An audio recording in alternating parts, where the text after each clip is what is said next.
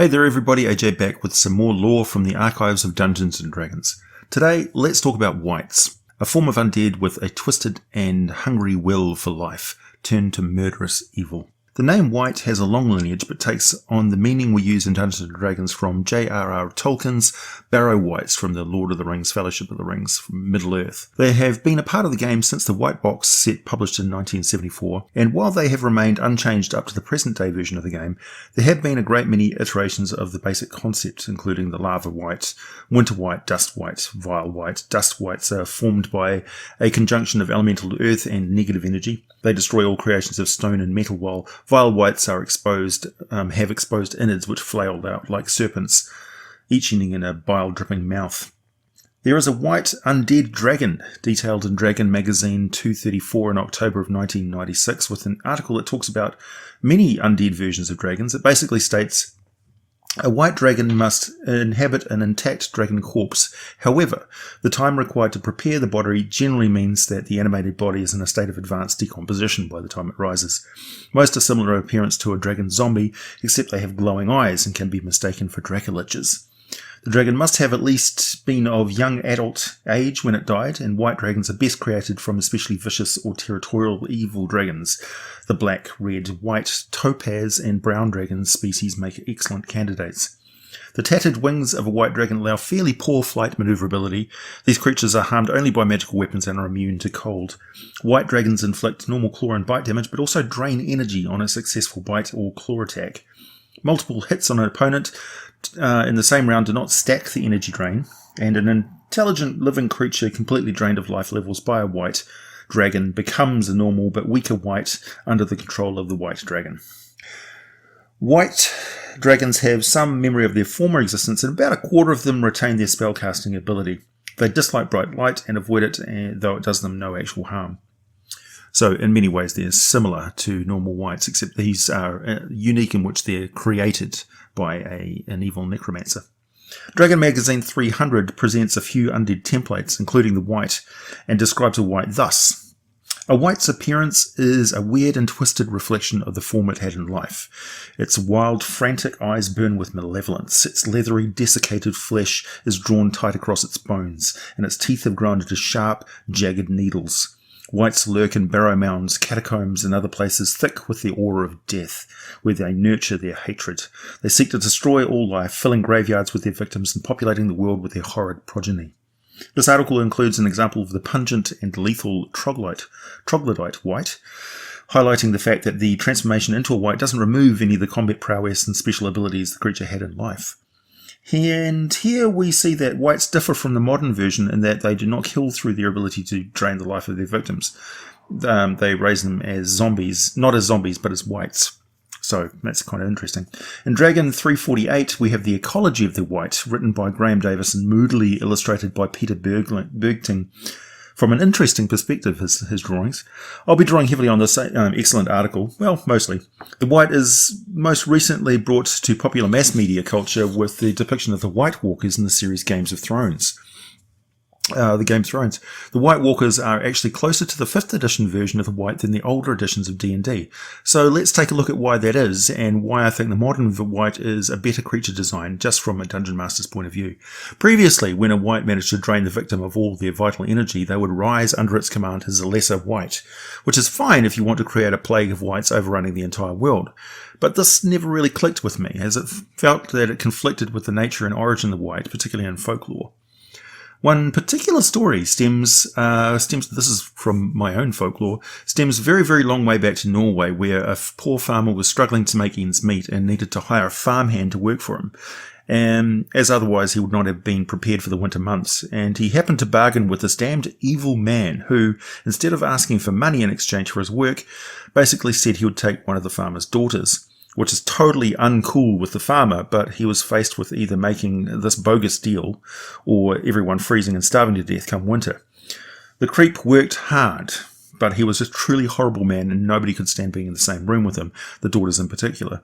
As winter set in, and an early storm came and the sheep were still out in the pasture, the farmer sent the creep out to get them all into the shelter, and something must have happened to him, because on the last sheep he didn't come back, and nobody was inclined to go out and find him. They all felt pretty bad about it, but, He was missing, presumed dead. But a year passed, and the farmer, now doing well, was confronted one evening with a figure that could only have been the creep, now dark and twisted, returned from death, and demanding the payment he was owed.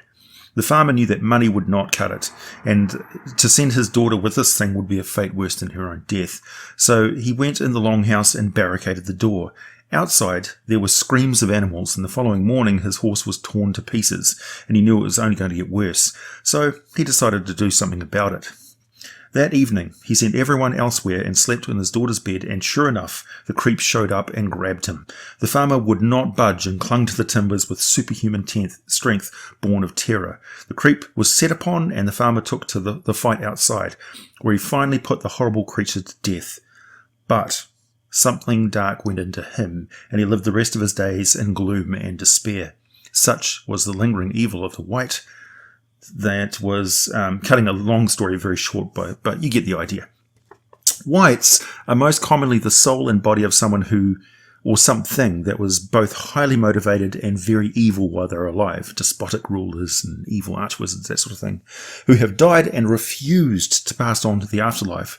They have screamed out into the ethereal and been answered by a dark power. Most often this would be Orcus, but Nerul or some others would also heed the call. Their return to the world of the living is granted, but at a terrible price. The risen Wight hungers for and despises the vitality of the living. They don't drain this energy because they feel the need to feed on it, although feeding is exactly what it seems like they're doing when they're drawing this energy from someone, and their cold, feral eyes glow from it flowing through them.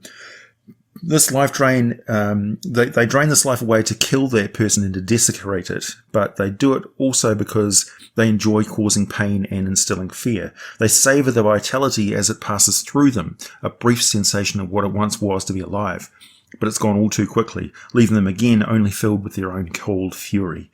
Wights are intelligent and cunning undead. They are emotional undead. Their emotions are extreme and they are negative, and they will continue until they are destroyed. They never really rest, and as months turn into years, years into decades, decades to centuries, they long for death and the peace and the respite from the hatred and rage that infest them with murderous urges. The curse of their undeath will twist every torment they are suffering and place all that blame onto living creatures. It is never enough to seek self-destruction for them. The living must be made to suffer for what they've done. Every cruel and atrocious thing that a Wight does to a living thing in its mind is entirely justified. They can never trust the living, and given any choice, they will kill every living thing they see because they honestly believe that they deserve it, and worse.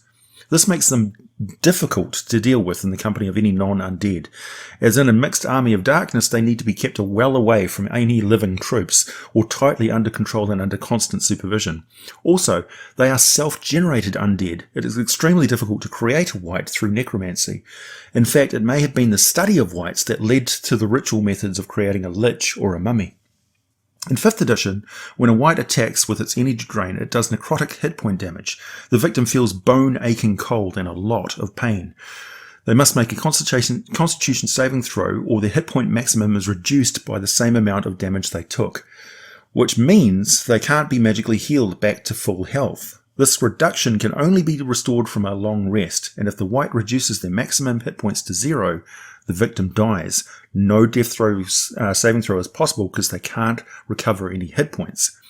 The body of the victim will then rise at the Wight's command immediately, and the Wight can have up to 12 of these zombies under its control at any one time.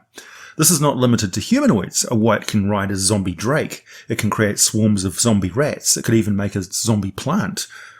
Not sure why, but they could. Wights detest the living. They also abhor sunlight, so they spend most of their time in places of death and relative peace and quiet. They can spend centuries, decades, just sitting in a tomb undisturbed, their mind turning over and over, thoughts and memories, past hurts, foiled plans, destroyed relationships, unrealized ambitions, those who escaped vengeance, anyone who crossed them, lied to them, did them wrong of any kind. They simmer their hatred. It's all that sustains them. Woe betide any intruders, because their hatred is all that they'll ever know and all that they can ever experience, and they take it out on everyone who they see. The hatred will erupt into merciless rage, and soon they are either finally put to rest or they have a few more zombies for their company. As wights are nightmares of their own creation, and each is a special pact with a dark power, there is a lot of variation in exactly what form and what abilities that they return with. The most powerful wights can rival ancient liches for the sheer supernatural power they have. Location is also important. The wights in Faerun are common in places where humans have built burial mounds in ancient times, such as the Moonshae Isles, the Dale Lands, Battledale and Scardale, and Rashomon. The most common location where they can be found is the Battle of Bones in the Western Heartlands. In Eberron, there were forces of wights maintained by the daughters of Sora Kell in Droam, who kept them in line as the wights respected her barbarian heritage. However, they're also being phased out of military service. Special forms of wights are the Dust Wight, Grave Wight, Lava Wight, Slaughter Wight, Vile Wight, and Winter Wight. Dust wights are more elemental in nature and siphon off the strength of metal and stone objects around them, and they can also petrify nearby victims. Grave wights have supernatural fear, auras, and frightful presence similar to a dragon, plus they have the freedom of movement as per the spell. Lava wights are obviously very damn hot, so they burn and drain life at the same time. A good example would be a powerful Duergar artificer who got thrown into his own forge by a bunch of lowly kobolds. That would be sufficient to bring back this extremely angry lava wight. Slaughter wights appear in Libris Mortis. They are consummate warriors with an increased ability to deal critical hits and even more insatiable craving for life energy. Vile wights appear in the Book of Vile Darkness and can unleash blasts of dark energy. They are infused with a virulent disease that causes victims to no longer see the living. The living become invisible to them. Plus, the Vile wight has animated snake-like intestines that I mentioned earlier that have acid, spitting, snapping jaws at the ends of these intestine snakes. Quite disgusting. The Winter Wight we are all familiar with. This is as fans of the Game of Thrones. However, the D&D version is actually a bit worse, as they can unleash black fire in a similar way that the spell called Witch Bolt works. Plus, they have a range of cold and creation and manipulation abilities, and all the other regular wight features. Wights are great for storytelling. They're also the reason people in the D&D world tend to want to burn the bodies of evil people or bury them deep under several tons of rocks. So I suggest that you explore all the ways that wights could self-generate from the tragic and horrible stories of evil creatures and evil overlords from days gone past, old kings, ghost warriors and that sort of thing in your game. Hope you enjoyed this little foray into the first of the Undead in a more extended Undead series. Thanks for listening, everybody.